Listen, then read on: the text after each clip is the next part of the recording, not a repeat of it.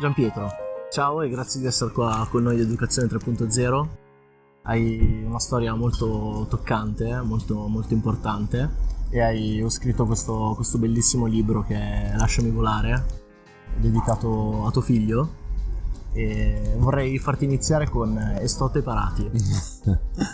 Sì, il mio motto, siate preparati. Quando ero nei Boy Scout avevo questo motto, ma ne avevo associato un altro perché quando ero capo squadriglia avevo inventato questa frase in inglese. Io urlavo "Together in love" e i ragazzi rispondevano "We can change the world", cioè uniti nell'amore noi possiamo cambiare il mondo, ed è rimasto nel mio cuore. State parati significa non mollare mai, combattere, anche se in realtà c'è stato un tempo in cui ho combattuto le battaglie sbagliate. È un po' in tutti noi, papà, combattere le battaglie sbagliate, che magari ci buttiamo troppo nel mondo del lavoro e trascuriamo. Ci sono domande che anch'io mi faccio spesso. Se dedico il tempo giusto, se magari sto investendo il tempo sbagliato. Infatti c'è stato un tempo in cui pensavo di aver capito tutto dalla vita, no? Davo molto ai miei figli, non gli facevo mancare niente, avevo 4 ville, una buona scuola ai ragazzi, gli davi una scuola migliore e tu pensavi di dargli tutto, e siccome tu gli davi tutto loro dovevano rispondere, dovevano ascoltare tutto quello che gli dicevi, fare tutto quello che tu dicevi, perché loro non potevano avere dei problemi. Li incontravo, sì, li vedevo, ma spesso non c'eri con la testa.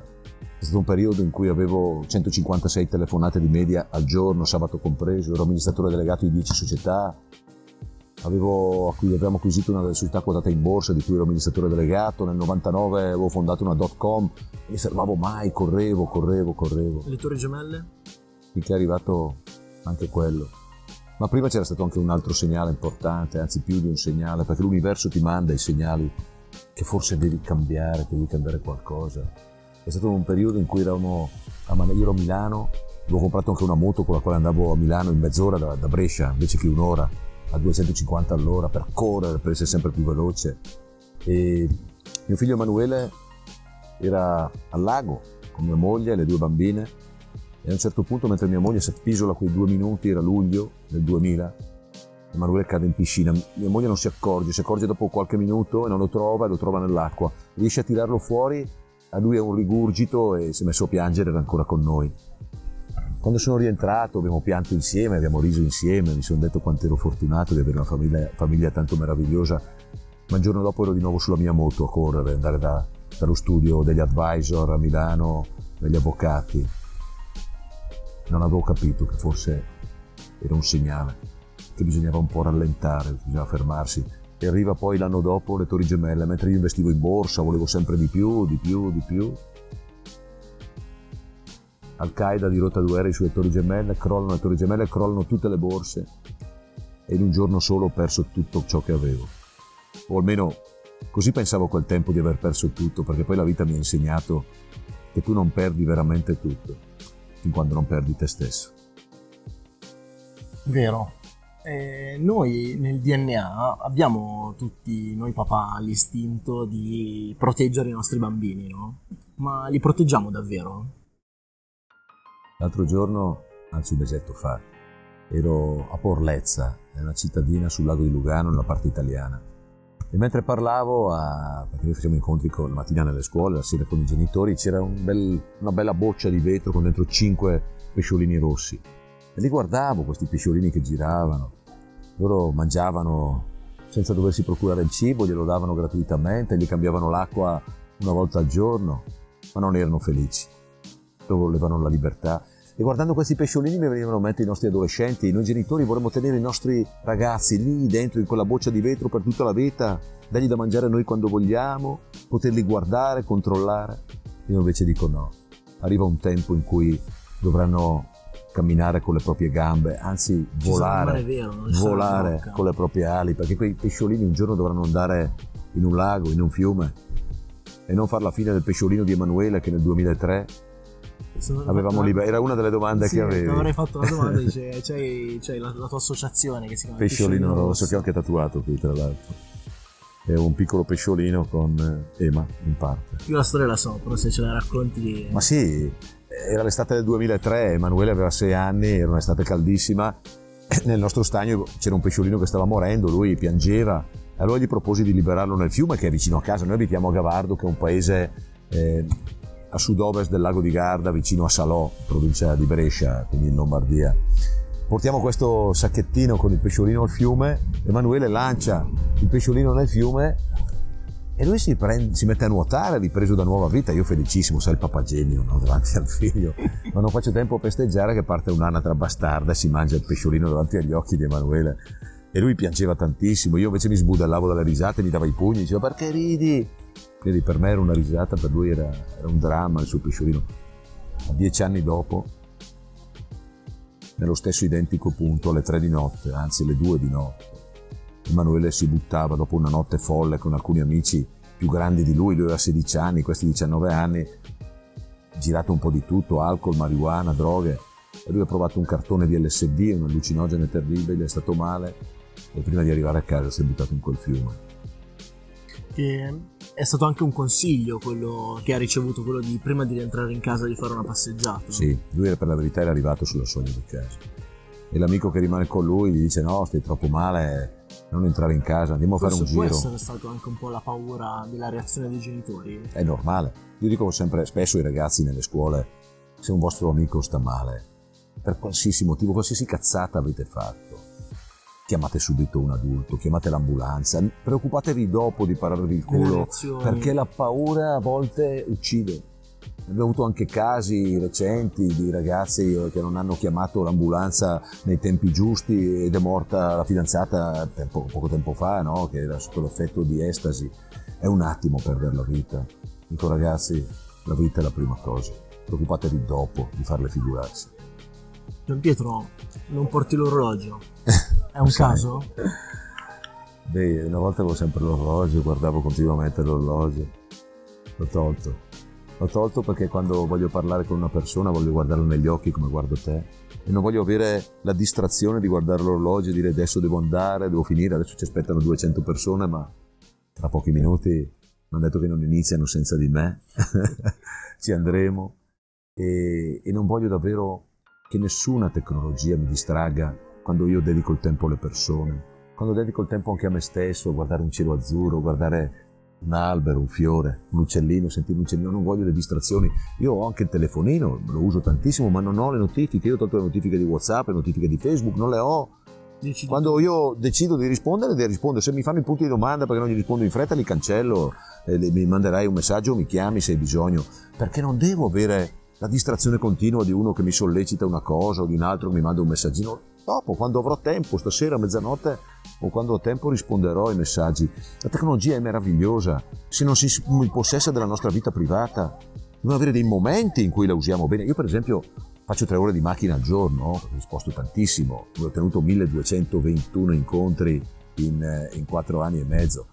Ma durante i miei viaggi mi sono scaricato Audible, mi ascolto i libri online, mi sono ascoltato 85 ore di libri in 2 mesi e mezzo, 30 libri in inglese, spagnolo, italiano. Mi piace tantissimo. La tecnologia ci può aiutare, mi ha consentito di conoscere persone meravigliose come te, però io le persone poi le voglio incontrare, le voglio guardare negli occhi, le voglio abbracciare, voglio guardarlo un cielo azzurro, non voglio guardarlo attraverso meteo.it, anche se mi dà le previsioni del tempo e mi va bene, ma alzi la testa, guarda, senti l'aria. Senti come gira, impara a conoscere anche il clima e il tempo, perché chi lo sa che magari un giorno torneremo in un mondo più semplice, torneremo a un mondo reale dove dovrai guardare il cielo e sapere se piove e prevederlo tu il tempo, chi lo sa. Io sono rimasto innamorato della tua rivoluzione rap. Ah, hai letto anche di questa, sì. Sì, perché oggi viviamo tempi in cui l'uomo, sollecitato da 1000 situazioni, dai media, dai telefonini, soprattutto anche i nostri giovani, dentro di noi si crea quella vocina maledetta che ti vuole far sentire un po' sfigatello, che vuole far sentire che gli altri sono sempre più belli di te, più ricchi di te, più intelligenti, che gli altri hanno successo e tu no, e quella vocina ti fa perdere fuori. I ragazzi non si rendono neanche conto che piano piano quella vocina si impossessa di loro. E allora sono 2 modi che mediamente usano le persone per controllare la vocina: avere successo, cioè essere sempre all'altezza delle aspettative degli altri, oppure nel caso in cui non ci arrivi, perché non tutti arrivano là a essere sempre là in cima, no? Ti si incricca qualcosa, commetti degli errori e non ci arrivi, però quella vocina ti mastica dentro, ti mangia, e allora quel senso di frustrazione ti fa star male, non ti fa dormire la sera, ti crea paure, ansie, e lì sei pronto da fare i ferri sulla graticola. Arrivano le prime dipendenze, sigaretta che ti imita l'ansia, il gioco d'azzardo, la pornografia, l'alcol, una bella bevuta con gli amici, una canna, un telefonino 10 ore sul divano quando diventi dipendente, un televisore quando stai lì ore e ore, sono già lì pronti tutti con i rimedi per dirti siamo qui per te, per spegnere la tua vocina, usaci. E lì non solo ci perderemo noi, ma faremo arricchire qualche sporca multinazionale che mangia sui nostri stati di ansia, sulle nostre situazioni. E allora da lì che nasce la rivoluzione rap, l'idea che noi possiamo andare oltre.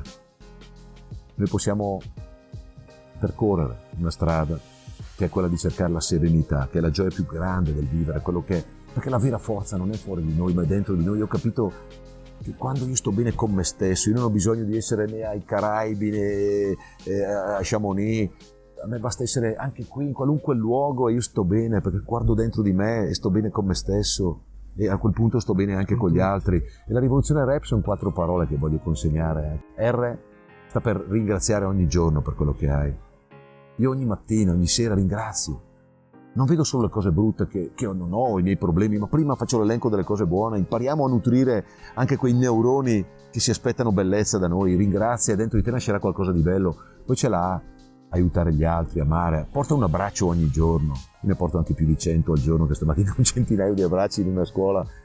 Ed è meraviglioso. Comincia a vedere le persone che sono intorno a te, che soffrono e che tu non vedi, perché c'è qualcosa di meraviglioso nel donarsi. E poi c'è la prima P, che significa prepararsi.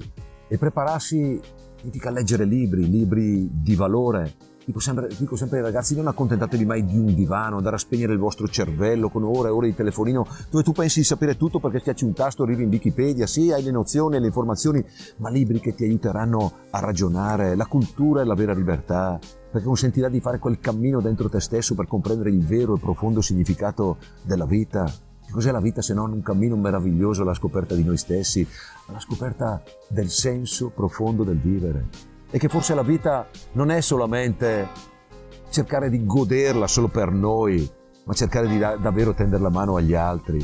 E poi l'ultima P, senza la quale credo difficilmente troveremo amore dentro di noi, che è l'unica nostra vera salvezza, che è perdonare.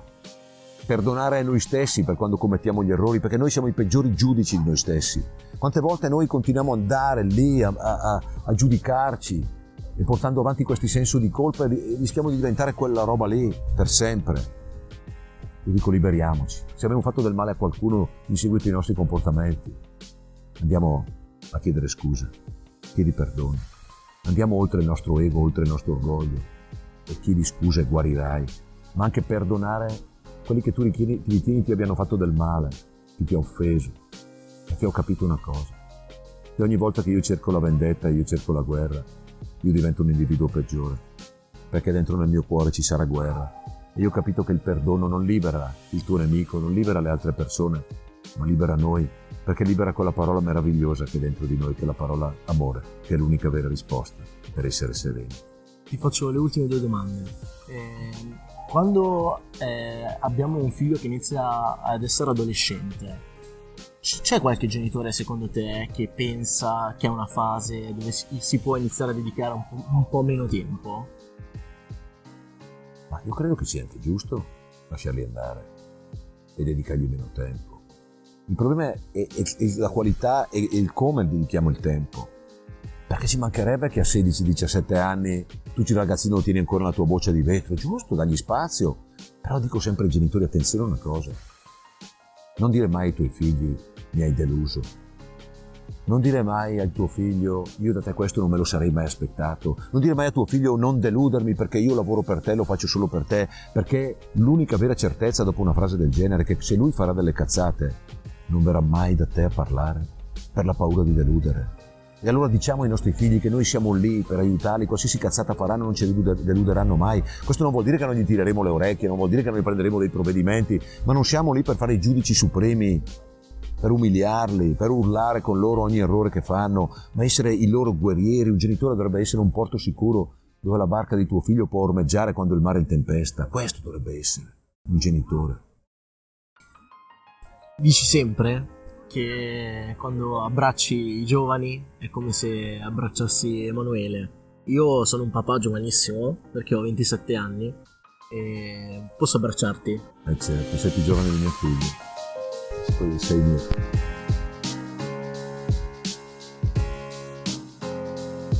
Ai giovani lascio una frase.